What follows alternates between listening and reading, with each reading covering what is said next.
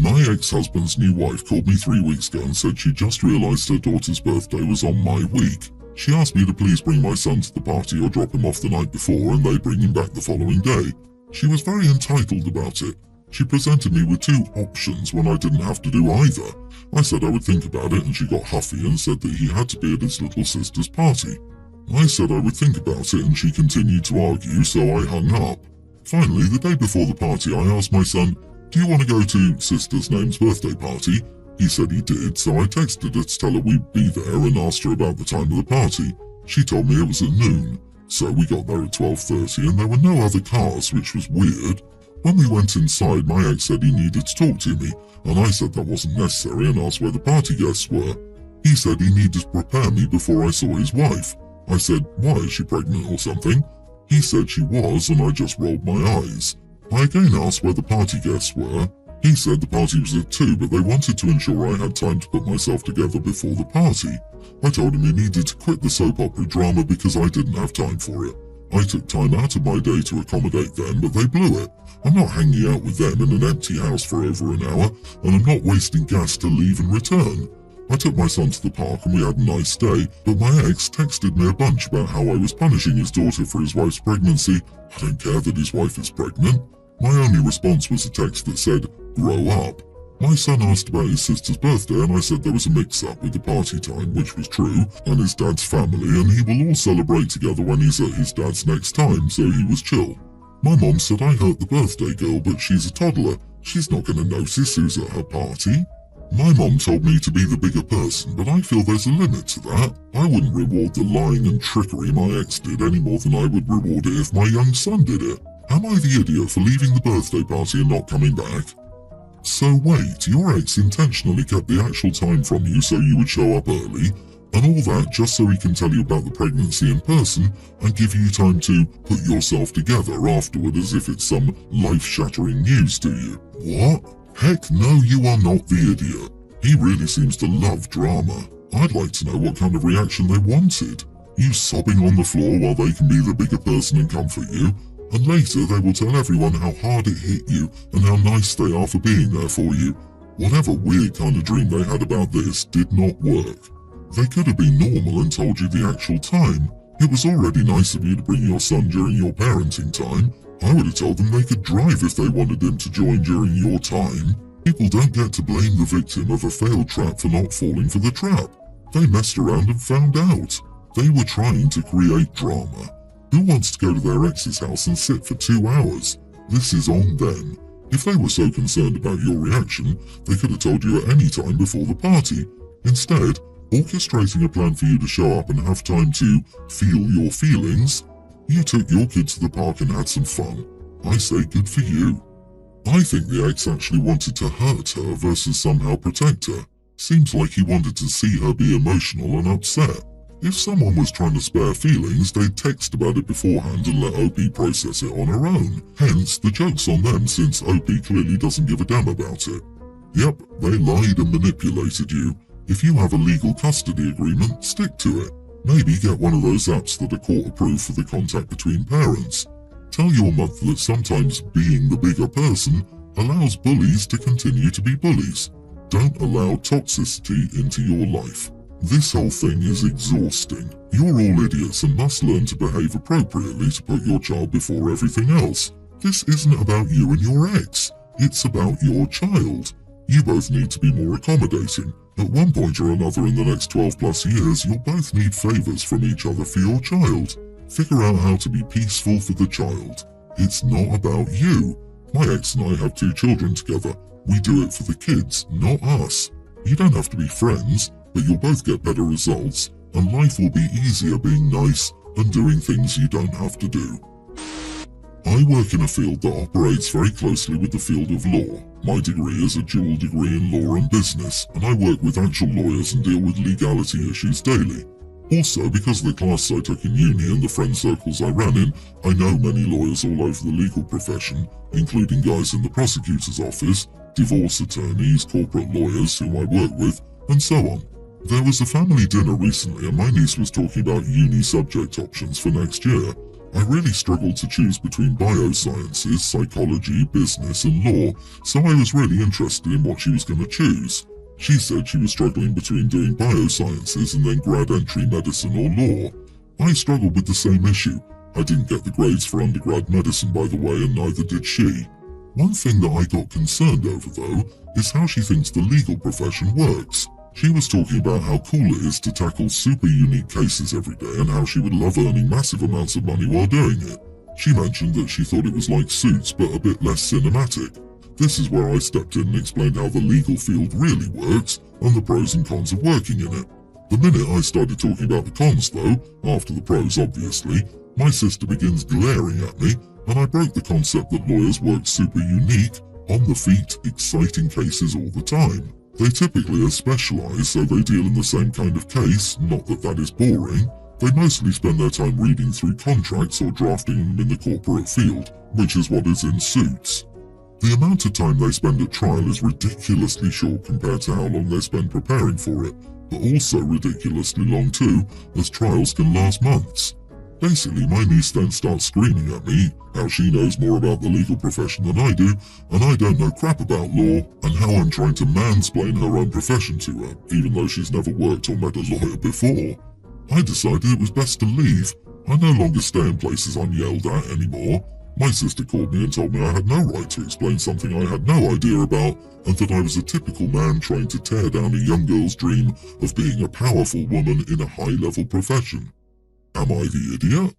Well, actually, but no, that wasn't mansplaining, as in telling a woman things she already knows in a condescending tone. That was explaining to an inexperienced person with unrealistic expectations that the world doesn't perform like TV. You didn't tell her not to be a lawyer, you told her what being a lawyer is like. Boy, I didn't think the definition of mansplaining could get even more diluted, but here we are. LOL. You are offering your experience in your field to someone not in the field. She should know what she's going in for. You explained it to her. You did nothing wrong and shouldn't have been yelled at for that. Let her find out the hard way. Lawyer and woman here are not the idiot. Also, this is not mansplaining. First, just because a man is explaining something, that does not make it mansplaining. Second, I've had this very conversation with undergrads looking into being a lawyer. While I referenced a different TV show, I said almost exactly what you did. I've been licensed for almost 25 years, and I can tell you without reservation that being a lawyer isn't really about arguing or doing cool, exciting crap, and I've done both litigation and in-house corporate work. Much of it is interesting if that's what you like. Yep, I'm a nerd, so I like it, but it's not revealing or showy. As one colleague and I decided once, we're basically attack librarians. I will preface this by saying that my mother treated my sister and me differently. I was always less than her and she could do no wrong, but she'd always buy my sister everything she wanted while I wore her hand-me-downs. I moved out at 18, worked through college, went no contact with my mom and low contact with my sister, and our paths diverged significantly from there. I now work in a field that pays well while she's a stay-at-home mom. I guess I never quite got over this, and while I know the main idiot is my mother and my sister didn't know any better, I still foster negative feelings towards both of them. I found Tom in a bag as a newborn kitten. He was the only one still alive, and I raised him over summer break when I was 13. Then, when school started, my mother got rid of him, and I had to go to great and extreme lengths to find out where she dumped him. Took me a week to find him, and we've been together ever since. For a few months, Tom hasn't really been okay and has been slowly declining. The vet, however, based on our recent blood panel, was confident that he still has some life left to live and said that he's by far the healthiest geriatric cat she's seen in a while. Thus, we decided to try out surgery to improve his quality of life even though he's 21. This surgery comes with a price tag. I'm not in the US, but it's around 3 months' worth of minimum wage in my country. It won't set us back much, hardly an inconvenience, but we'll be frugal just in case complications happen. He's scheduled for Monday, fingers crossed.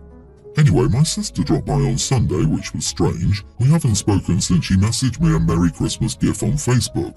Looks like her husband jumped onto the NFT bandwagon and they're broke and a few months behind on the mortgage, and asked if I could help her out with the payments since they're at risk of becoming homeless. I said I was sorry she was going through this, but this wasn't a good time for me either, and I listed the reasons above. I do not want to ever be in a situation where my cat's life depends on $100 that I cannot afford to pay.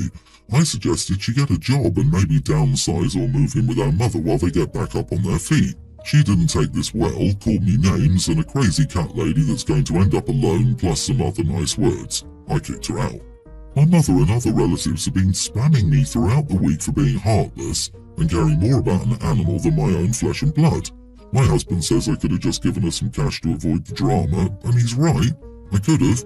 This is why I feel like I might be the idiot. In the end, the main reason I chose not to help was due to my childhood baggage. Am I the idiot? Not the idiot. My mother and relatives have been spamming me for being heartless and caring more about an animal than my own flesh and blood. There is a reason why you go low contact with a lot of your family. They all think they're entitled to your help. Also, what's stopping your mom and these other family members from helping your sister out?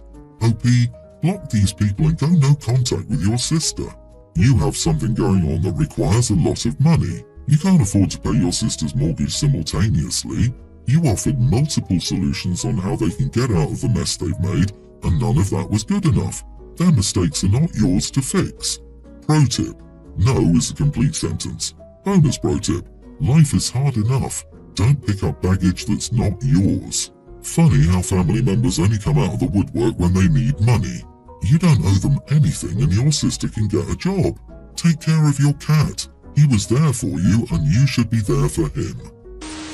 I, male 52, was with my ex for 5 years and married for 3 of those. She, 43, had 2 children from a previous relationship. She was receiving child support from her ex and we only married after she stopped getting alimony. Her kids were part of my life from ages 10 to 14. We were on good terms, but they had a father, and they were on good terms with him as it should be. They were civil and well behaved when they spent time with us. I've never had kids and didn't ever plan on having kids, so it was a new experience for me. It was interesting, but I was happy I dealt with them when they were already partly grown. My relationship with their mom didn't last, unfortunately. It might have been better if we hadn't gone from having fairly independent lives for our first year of marriage to being locked into our house together 24/7 for the next 2 years. We divorced 2 years ago. We were older when we met and we both had careers, so we had a prenup. I kept the house that I owned before we married and she got some money from the retirement fund we set up. We are from a small town outside a big city, so we saw each other every once in a while at the grocery store or social events. The older kid is starting college this September. I remember helping them plan out their high school AP classes and talking about them getting a car if they wanted to drive from town to a train station for school. It never happened. I never got them a car. Now they're starting college and I saw my ex-stepdaughter and she asked if I was still planning on helping her out. I said no, my help was kind of contingent on me being in a relationship with their mom. She got upset and said that the help she got from her father was independent of his relationship with her mom. I did not want to have this conversation or explain to an 18-year-old girl exactly why I wasn't willing to drop a few $1,000s on a kid I had no real connection to.